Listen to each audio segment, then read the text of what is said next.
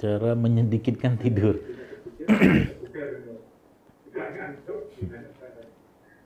Baik, Bismillah. Jadi lagi-lagi saya berpesan kalau bicara tentang tidur, mari kita ikutin tidurnya Nabi gitu kan.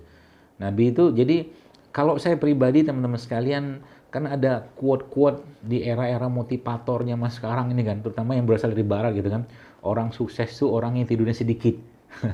Kata-kata itu sering kita dengar. Kalau boleh saya katakan iya kalau tidurnya atau tidak tidurnya untuk Allah.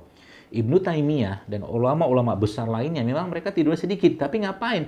Baca Quran, ngarang buku gitu kan, ngasih kajian. Nah, kalau ini cuma sekedar nggak tidur untuk urusan dunia, saya katakan ngapain juga. Mendingan apa namanya ya, mendingan kita tetap tidur mengikuti sunnahnya Nabi. Nabi itu tidur kapan? Ada beberapa tidurnya Nabi. Tidur Nabi yang pertama itu adalah tidur siang yang kita kenal sebagai qailullah ya. Jadi tidur sebelum zuhur ya. Ada yang mengatakan sudah zuhur, tapi intinya itu tidur siang lah gitu kan. Kurang lebih sekitar 15 menitan kita tidur. Kemudian nanti Rasulullah SAW tidur lagi. Kapan tidur yang kedua? Tidur malam. Jadi Nabi kita SAW mencontohkan pada Isya itu beliau tidur ya.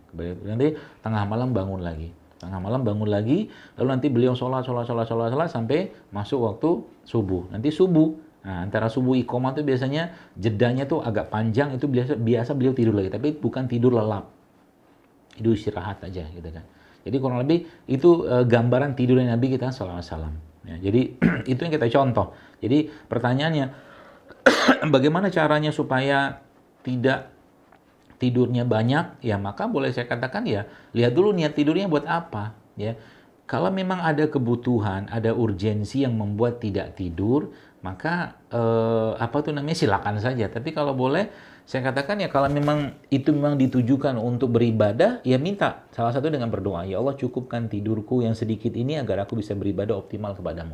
Salah satu caranya, ya. Termasuk orang-orang yang bangun malam itu ya, bangun malam itu maksudnya ketika mereka tidur siang, kemudian Nabi katakan bahwa tidur siang itu akan menguatkanmu untuk bangun malam gitu kan. Jadi orang-orang yang begadang-begadang itu tidak disyariatkan sebenarnya dalam Islam kecuali untuk urusan agama. Itu ya. Jadi saran saya sih ngikutin tidurnya Nabi saja ya.